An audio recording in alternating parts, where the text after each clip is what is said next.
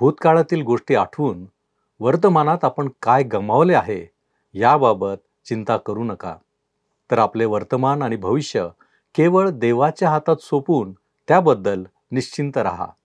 काय आपणास सतावणारी एखादी चिंता आहे काय? उपासना उपासना उपासना उपासना प्रभुजी करो उपासना प्रभुजी करो उपासना उपासना उपासना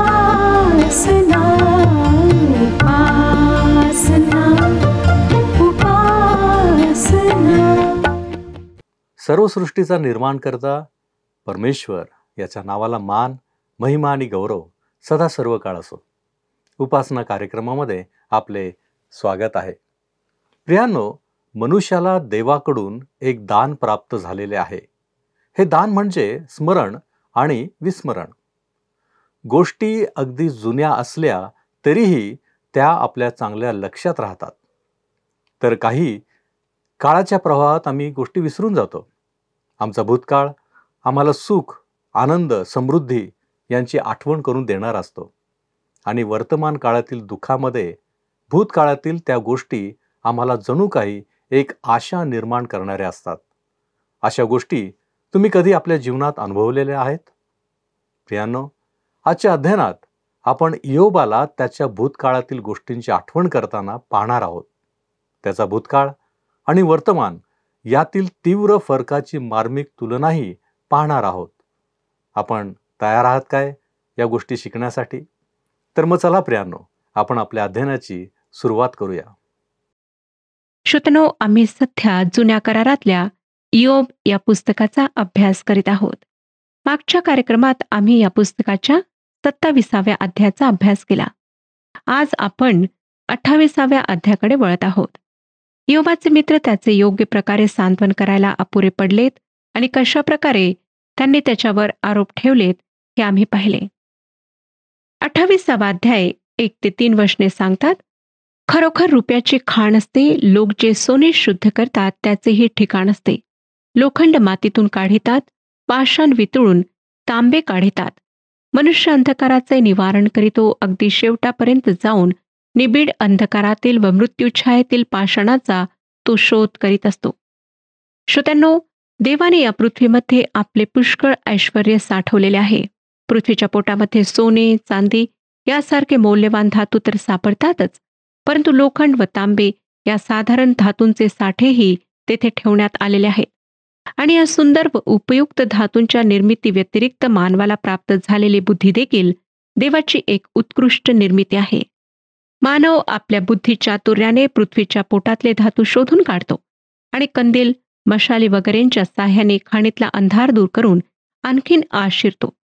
तो पृथ्वीच्या पृष्ठभागाखाली कसलीही भीती न बाळगता खोल खोल उत्खनन करतो. आपल्याला काही खजिना सापडेल या हेतून तो खाणी खोदत राहतो. पुढे 4 आणि 5 वचनांमध्ये इयोब म्हणतो, तो लोक वस्तीपासून दूर खाण खणितो, तेथे जमिनीवर चालणाऱ्यांच्या गावीही नसता त्यांच्यापासून दूर खाली ते लटकत व लोंबकळत असतात. ही पृथ्वी पहा, हिच्यापासून भाकर मिळते, पण खाली पहावे तो अग्नीने जशी काय तिची उलटापालट होते. त्या काळात सुसंस्कृत देश मूल्यवान धातू व पाषाण यांच्यासाठी आजच्या देशांसारखेच लोभी होते. या मौल्यवान धातूंच्या शोधात लोकांच्या वस्तीपासून दूरदूरच्या ठिकाणी खाणकाम केल्या जाई. उदाहरणार्थ, मिसर देशातील अतिशय विरान प्रदेशात जेथे अतिशय तापदायक हवामान असे अशा ठिकाणी धातू शोधण्याच्या मोहिमा राबवल्या जात. त्या ठिकाणी प्रखर उष्णता, कोरडे उष्ण वारे आणि पाण्याची टंचाई या गोष्टींमुळे जगणे मुश्किल होई आणि असल्या कठीण परिस्थितीत काम केल्यामुळे अनेक लोक आपल्या जीवाला मुकत. म्हणून सहसा गुलामांना खाण कामगार बनवले जाई. जमिनीवरून युक्तीने जमिनीच्या आत खाणीत सोडलेल्या दोरखंडावरून लोंबकळत हे खाण कामगार अतिशय कठीण परिस्थितीत धातू गोळा करण्याचे काम करीत. इयोबाने या गोष्टीचा संदर्भ 4थ्या वचनात दिलेला आहे आणि जमिनीच्या पृष्ठभागाखाली असलेले कठीण दगड फोडून त्यातून मौल्यवान धातू बाहेर काढणे फार कष्टाचे काम होते. त्यासाठी खाणकामाच्या एका प्रक्रियेत हे लोक बोगद्याजवळ एका कट्ट्यावर मोठा जाळ करीत. जेव्हा बोगद्याचा खडक त्या आगीने भरपूर तापला की त्यावर ते पाणी ओतत, ज्यामुळे तो खडक फुटे व त्या फुटलेल्या खडकाचे तुकडे खाण कामगार वरती जमिनीच्या पृष्ठभागावर आणून त्यातील मौल्यवान धातू वेगळे करीत. जी जमीन मानवासाठी अन्नधान्य देते ती जमीन या प्रक्रियेने आतमध्ये खाली अग्नीने जणू काही उलटी होते. आपण आता पुढची वचने वाचूया. 28वा अध्याय 6 ते 8 वचने. तो म्हणतो, तीतले पाषाण म्हणजे नीलमण्यांचे घर होत. तीत सोन्याची मातीही असते. ती वाट कोणा हिंस्त्र पक्षास ठाऊक नाही. कोणा घारीची दृष्टी तिजवर गेली नाही.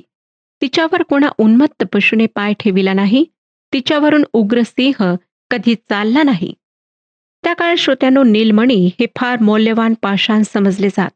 पुढे योब 2 फार महत्वाच्या जीवधारींची नावे देत आहे. एक तर आकाशात उडणारी घार किंवा बहिरी ससाणा, ज्याच्या नजरेतून काही सुटत नाही व जो संपूर्ण प्रदेशाचे आपल्या तीक्ष्ण नजरेने निरीक्षण करतो व आपले भक्ष्य दिसताच त्याच्यावर झडप घालतो.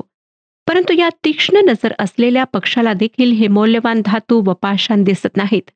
तसेच जंगलात ज्याची सत्ता असते त्या निर्भय सिंहाला देखील या गोष्टींचा शोध लागत नाही. पक्षी व प्राणी दोघांनाही मौल्यवान धातू व पाषाण यांचा सुगावा लागत नाही. पण या गोष्टी मानवाच्या चाणाक्ष नजरेतून सुटत नाहीत. त्याच्याविषयी पुढच्या वचनात योब काय म्हणतो पहा. 28वा अध्याय 9 ते 11 वचने.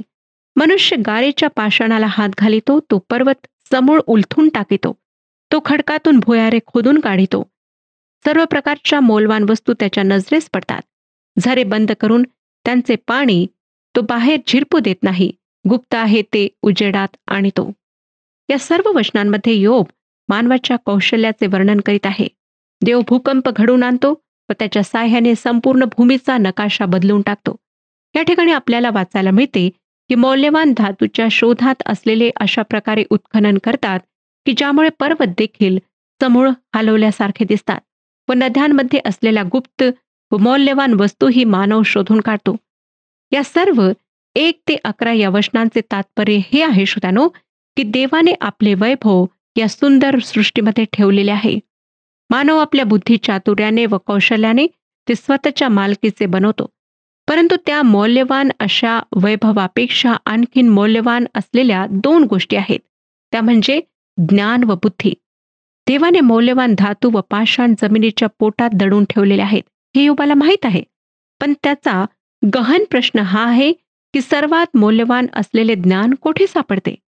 12 ते 14 वचनात तो काय म्हणतो पहा. तरी पण ज्ञान कोठून मिळेल? बुद्धीचे स्थान कोणते? त्याचे मोल मानवास कळत नाही. ते जिवंताच्या भूमीत सापडत नाही. अगाध जलाशय म्हणतो ते माझ्या ठाई नाही. समुद्रही म्हणतो ते माझ्या जवळ नाही. योब आपल्या मित्रांना सांगत आहे की जर त्यांना वाटत असेल की त्यांना ज्ञान सापडले आहे तर तो त्यांचा गैरसमज आहे. मानव कितीही बुद्धिमान व कुशल असला तरी ज्ञान त्याच्या बुद्धीपलीकडे आहे. मौल्यवान धातू व मौल्यवान पाषाण यांच्यापेक्षाही मानवासाठी ज्ञान मोलाचे आहे. त्याला ज्ञानाच्या सामर्थ्याची प्रचंड ओढ आहे. पण मानव ते स्वतःच्या प्रयत्नांनी हस्तगत करू शकत नाही. ज्ञानाचा मार्ग अगम्य आहे. मानवाने लोकवस्तींच्या पलीकडे म्हणजे अगाध जलाशयात भयावह ठिकाणांमध्ये जाऊन ज्ञानाचा शोध केला तरी त्याला ज्ञान सापडणार नाही. ते कसे अस्तित्वात आले व त्याला कोणी अस्तित्वात आणले हे मानवाला समजू शकणार नाही. पुढे योब काय म्हणतो पहा. 15 ते 18 ह्या वचनांमध्ये. उत्कृष्ट सुवर्ण देऊन ते मिळत नाही. चांदी तोलून देऊन त्याचे मोल होत नाही. ओफीरचे सोने, गोमेद व नीलमणी ही भारंभार देऊनही त्याचे मोल होत नाही. सोने व काचमणी ही त्याच्या बरोबरीची नाहीत. उंची सोन्याच्या नगांनी त्याचा मोबदला होत नाही. प्रवाळ व स्फटिक यांची काय कथा. ज्ञानाचे मोल मोत्यांहून अधिक आहे. श्रोत्यानो, चंद्रावरील खडक आणण्यासाठी आम्ही लाखो करोडो रुपये खर्च करीत आहोत. हे फार महाग खडक आहेत. पण ते सुद्धा माणसाला काय माहीत असायला हवे ते सांगू शकत नाहीत. या वचनांचे तात्पर्य हे की जगातले सर्व मौल्यवान धातू व पाषाण तोलून दिले तरी ज्ञान मिळवता येणार नाही. ती एक मानवी बुद्धी पलीकडची गोष्ट आहे. व तिची तुलना यापैकी कोणत्याही गोष्टीशी करता येणार नाही. पुढे 20 ते 22 या वचनांमध्ये योब एक प्रश्न विचारतो. तर मग ज्ञान कोठून येते? बुद्धीचे स्थान कोणते? ते सर्व जिवंतांच्या नेत्रांना अगोचर आहे. आकाशातील पक्ष्यांना ते गुप्त आहे. विनाश स्थान व मृत्यू म्हणतात, आमच्या कानी त्याची केवळ वार्ता आली आहे. योब एक गहन प्रश्न ह्या ठिकाणी विचारत आहे, पण त्याचे उत्तर नाश किंवा मरणही देऊ शकत नाही.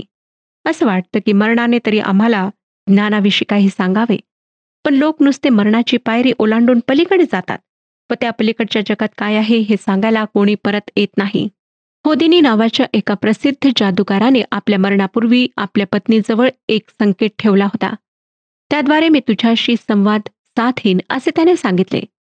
अनेक जादूगार त्याच्या मरणानंतर एक एक करीत होदिनीच्या पत्नीकडे आले व त्यांनी प्रत्येकाने दावा केला की होदिनीने त्यांच्याजवळ निरोप दिला आहे.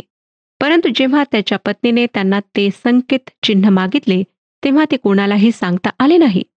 याचाच अर्थ असा की होदिनी मरण पावल्यावर कोणीही त्याचा आवाज ऐकला नाही किंवा कोणालाही त्याच्याकडून निरोप मिळाला नाही. मृत लोकांमधून आम्हाला काहीही संदेश किंवा निरोप मिळू शकत नाहीत. म्हणजे मृत लोकात गेलेले लोकही ज्ञान कोठे राहते हे मागे जिवंतांच्या भूमीत येऊन सांगू शकत नाहीत. हे सर्व सांगितल्यावर योब पुढच्या वचनात काहीतरी महत्वाची गोष्ट सांगत आहे. 23 आणि 24 वचनात तो म्हणतो, 23 आणि 24 वचने, देवच त्याचा मार्ग जाणतो, त्याचे स्थान त्यालाच ठाऊक आहे, कारण त्याची दृष्टी पृथ्वीच्या दिगंतांना पोचते, तो आकाश मंडळाखालचे सर्व काही पाहतो. देवाच्या दृष्टिक्षेपामध्ये संपूर्ण विश्व येत असल्यामुळे त्याला ज्ञानाचे वस्तिस्थान माहीत आहे आणि ज्ञानाचे वस्तिस्थान माहीत असल्यामुळे तोच सर्व विश्वाचा धनी आहे आणि ज्ञान त्याला संपूर्ण विश्वाचे अगदी गहन गुपिते देखील सांगते. मानव ज्ञानाचे वस्तिस्थान पाहू शकत नाही, जाणू शकत नाही व त्याने सर्व वैभव देऊन जरी ते विकत घ्यायचा प्रयत्न केला तरी ते त्याला प्राप्त होत नाही. परंतु त्याच्या विरुद्ध परमेश्वर विश्वातल्या सर्व गोष्टी पाहू शकतो, जाणू शकतो.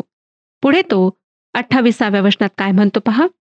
28वा अध्याय 28वे वचन, तो मानवास म्हणाला, पहा प्रभूचे भय धरणे हेच ज्ञान होय, दुष्टतेपासून दूर राहणे हेच सुज्ञान होय.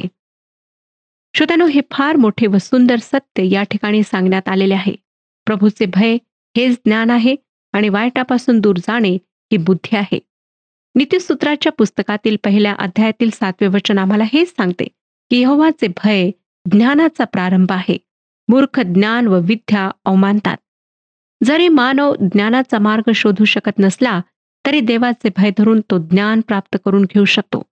देव आपल्या इच्छेनुसार मानवजातीला ज्ञान प्रकट करतो. ज्ञान प्राप्तीसाठी मानवाला 2 गोष्टी करण्याची गरज आहे. पहिली गोष्ट म्हणजे देवाचे भय बाळगणे आणि दुसरी गोष्ट म्हणजे वाईटापासून मागे वळणे. परमेश्वर भयास योग्य आहे. जेव्हा आम्ही त्याच्या पवित्र सामर्थ्याचा विचार करतो तेव्हा साहजिकच आम्हाला त्याचे भय वाटते. स्वतःचे अपराधीपण व त्याचे पवित्र सामर्थ्य या गोष्टींची जाणीव आम्हाला जेव्हा होते तेव्हा आम्ही देवाचे भय बाळगायला लागतो. मला वाटतं श्रोत्यानो की त्याचे भय बाळगण्यासाठी आम्हाला त्याच्या व्यक्तिमत्वाविषयी योग्य जाणीव व्हायला हवी किंवा त्याच्याविषयीची आमची कल्पना योग्य असायला हवी. जर आमची देवाविषयीची कल्पना संकुचित असेल तर आम्हाला देवाविषयी आदरयुक्त भय वाटणारच नाही. जर आमचा देव आम्हा मानवाप्रमाणे अशक्त व दुबळा आहे असे जर आम्हाला वाटत असेल तर अशा देवाचे आम्हाला भय कसे वाटेल. जर आमचा देव आम्हा मानवाप्रमाणेच पापी असेल तर त्याच्याविषयी आम्हाला विशेष महत्त्व कसे वाटेल. देवाचा क्रोध पवित्र नीतिमान असतो हे आम्हाला कसे पटेल. प्रिय श्रोत्यानो, देवाविषयीची आमची कल्पना संकुचित आहे की व्यापक आहे याचा आम्ही विचार करायला हवा.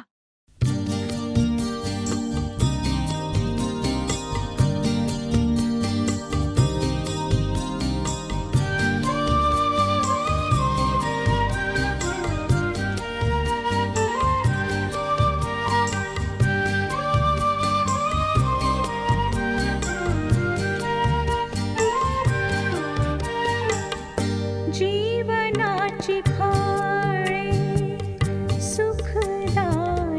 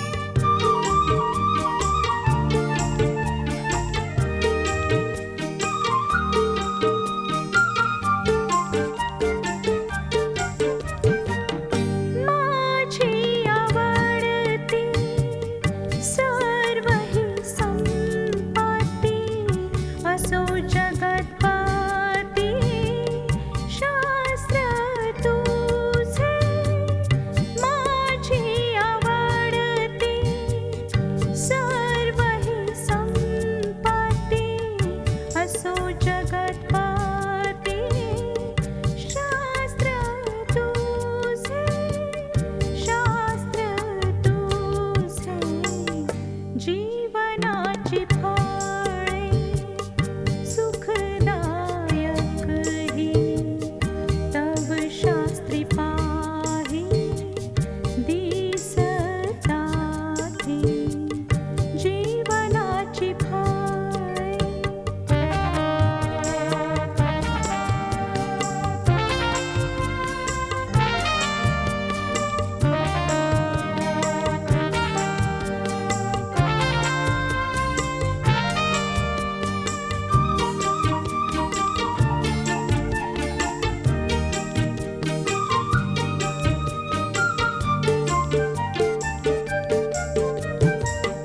तव शास्त्री माझे सुख समाधान होती सर्व पूर्ण मनोरथ तव शास्त्री माझे सुख समाधान होती सर्व पूर्ण मनोरथ मनोरथ जीवनाची फळे सुखदायक ही तव शास्त्री पाही दिसताती जीवनाची फळे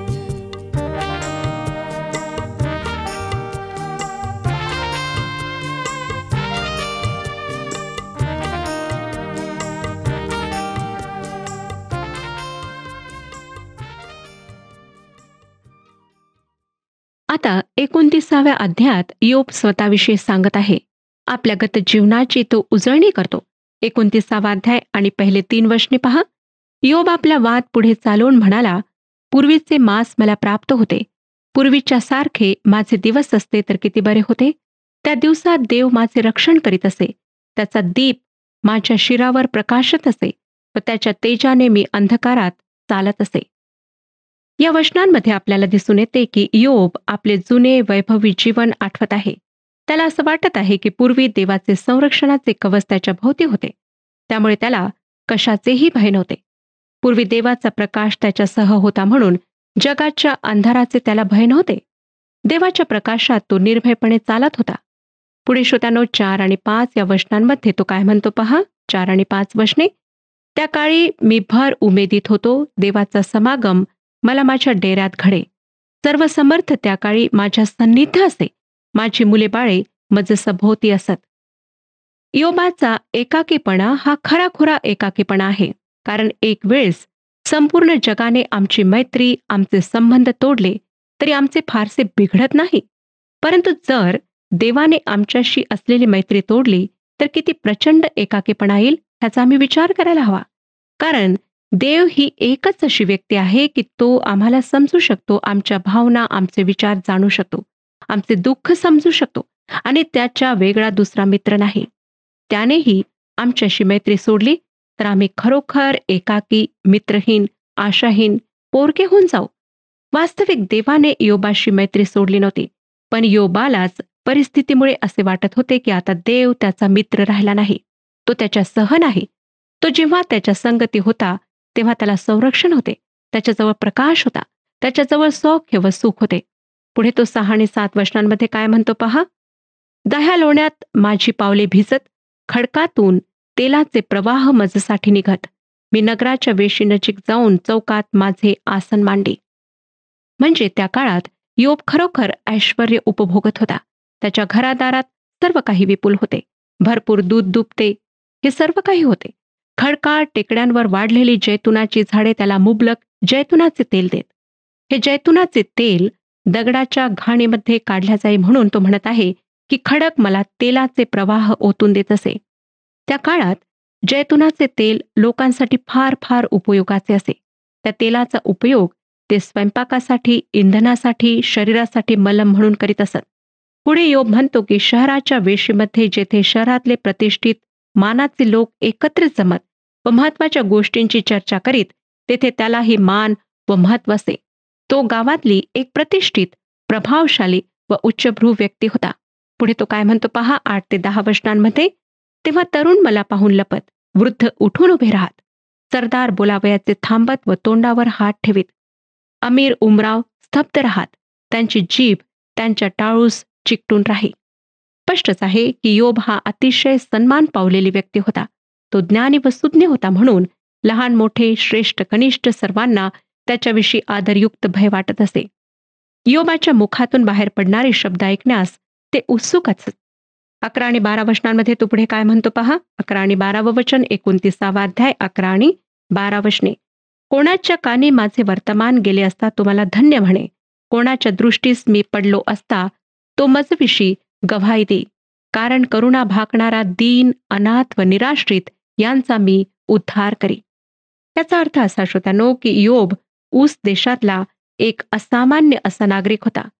अतिशय प्रतिष्ठित पुरुष होता, परंतु त्याचे ज्ञान व सुज्ञता एवढेच त्याचे बौद्धिक सौंदर्य नव्हते, तर त्याच्या बोलण्याला कृतीची साथ होती.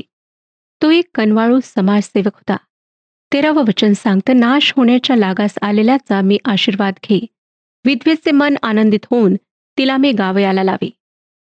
योबाची ही समाजसेवा खरोखर कौतुकास्पद आहे. ज्यांना काही आशा नाही असे लोक, ज्यांच्यासाठी दुःख व त्रास यांच्याशिवाय दुसरे काहीच नाही, अशा विधवा, दीन, अनाथ व पोरके यांच्यासाठी योब एक आशेचा किरण होता, एक आनंद देणारा दाता होता. त्याच्या या यशस्वी समाजसेवेचे गुपित मला वाटते की त्याला जे देवाचे संरक्षण, जो देवाचा प्रकाश व जी देवाची मैत्री लाभलेली होती त्यामध्ये होते. मी अनेक समाजसेवक पाहिले आहेत, काहींना मी अगदी जवळून ओळखते, पण त्यांच्या सेवेमध्ये मला एक प्रकारचा रित्तेपणा दिसतो. ते सेवा करतात खरी, पण खरा जिव्हाळा, खरी आत्मीयता त्यांच्यात नसते. विधवेलाही हसविण्याचे सामर्थ्य त्यांच्या बोलण्यात नसते. अनाथांचा आनंद ते होऊ शकत नाहीत. मला वाटतं की जोपर्यंत आम्ही प्रभू परमेश्वर, जो सर्व कळवळ्यांचा बाप आहे, त्याच्यापासून खरा कळवळा, खरी प्रीती, जिव्हाळा व आपुलकी घेत नाही, त्याच्या या सर्व सद्गुणांचा स्वतः अनुभव घेत नाही, तोपर्यंत आम्ही इतरांना आवश्यक ती आपुलकी, कळवळा दाखवू शकत नाही. जर आम्हाला खरंच दुःखितांचे अश्रू पुसायचे असतील, विधवेला हसवायचे असेल, परके व पोरके यांचा आधार बनायचे असेल, तर देवाच्या कृपेचा आम्ही अनुभव घ्यायला हवा. ख्रिस्ताद्वारे आमच्यावर त्याने जी अप्रतिम प्रीती व्यक्त केली तिचा अनुभव घ्यायला हवा व त्या महान प्रीतीचे वाहक आम्ही बनायला हवे. योब अशा प्रकारचा देवाच्या प्रीतीचा, कळवळ्याचा एक सुंदर वाहक होता. 29 अध्याय आणि 14व्या वचनात तो म्हणतो, धर्म माझे पांघरून होई आणि तो मला आच्छादून टाकी. माझी नीतिमत्ता हाच माझा झगा व शिरोभूषण होत असे. श्रोत्यानो, खरोखर योब सत्कृत्यांनी विभूषित होता व लोक त्याच्याकडे सल्लामसलतीसाठी येत असत. 15 ते 17 वचने पहा. मी आंधळ्यास नेत्र होई, लंगड्यास पाय होई. मी लाचारांचा पिता असे, अपरिचितांच्या फिर्यादीची मी दाद घे.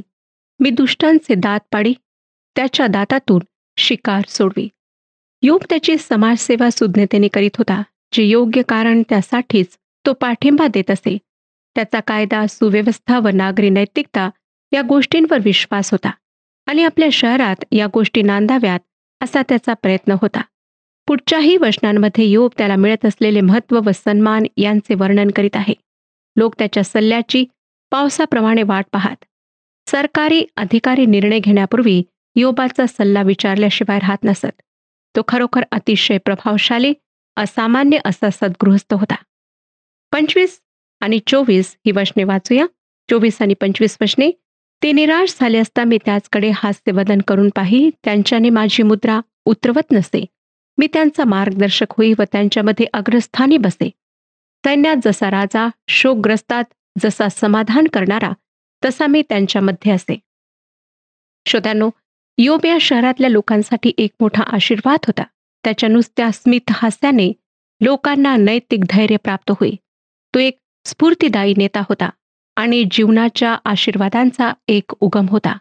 शेवटच्या वचनात योबाची त्याच्या शहरातली जी भूमिका होती तिचा सारांश स्पष्ट झाला आहे.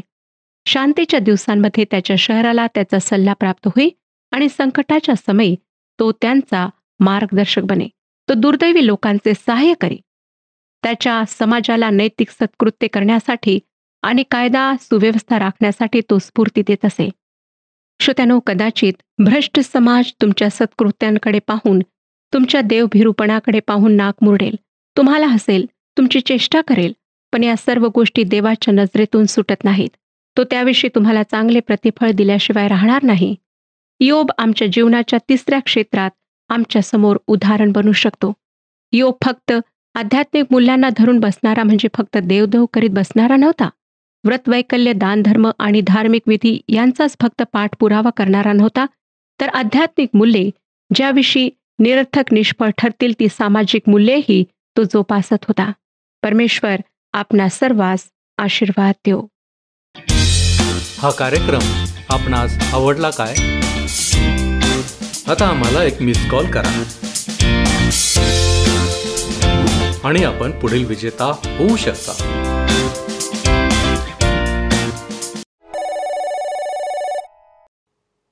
प्रियांनो, आजच्या अध्ययनात आपण पाहिले की इयोबाने मानवी ज्ञानाच्या मर्यादा आणि दैवी ज्ञानाच्या आवश्यकता याबद्दल काय सांगितले. हे खरे ज्ञान देवाकडून येते आणि केवळ त्याच्या प्रगटीकरणाद्वारेच उपलब्ध होते. दुसरी गोष्ट आपण पाहिली की इयोबाने पूर्वीच्या स्थितीची तुलना त्याच्या सध्याच्या दुःखाशी केली, ज्यामध्ये त्याने देवाची उपस्थिती आणि इतरांचा आदर गमावण्यावर भर दिला. प्रियांनो, खरे ज्ञान आम्हाला देवाबरोबरचे नाते दृढ करण्यास सहाय्य करते. आज आपण विचार करू की काय जीवनामध्ये देवाची उपस्थिती गमावणारी अशी स्थिती मी अनुभवली आहे काय? जर असेल तर तो आजही आमची पुनर्स्थापना करू शकतो. तो आम्हाला त्यामधून बाहेर काढू शकतो. यावेळेस आपण प्रार्थना करूया आणि देवाकडून सहाय्य घेऊ. प्रभूजी, आम्ही तुझी लेकरं या नात्याने तुझ्या चरणापाशी आलेलो आहोत. आम्ही तुझे उपकार मानतो, तुला धन्यवाद देतो, कारण तू वेळोवेळी आम्हाला सहाय्य करणारा आमचा जिवंत परमेश्वर आहे. होय प्रभूजी, आमच्या जीवनातल्या सर्व उणीवा दूर करण्यासाठी आम्ही तुझ्याकडे पाहण्याचा प्रयत्न करीत आहोत. आम्हा प्रत्येकाला तू सहाय्य कर, मार्गदर्शन कर. तुझ्या वचनांमध्ये आम्हाला तू दृढ असं ठेव आणि बापा, ज्या गोष्टी तू आम्हाला शिकवलेल्या आहेस त्याप्रमाणे आमच्या जीवनामध्ये चालण्यासाठी, वागण्यासाठी तू आम्हाला सहाय्य कर. तारणारा प्रभू येशू ख्रिस्त याच्या गोड आणि गौरवी नावात ही प्रार्थना करतो म्हणून तू ऐक. आमेन. कधीही न बदलणाऱ्या देवाची कृपा तुमच्याबरोबर सदैव राहो.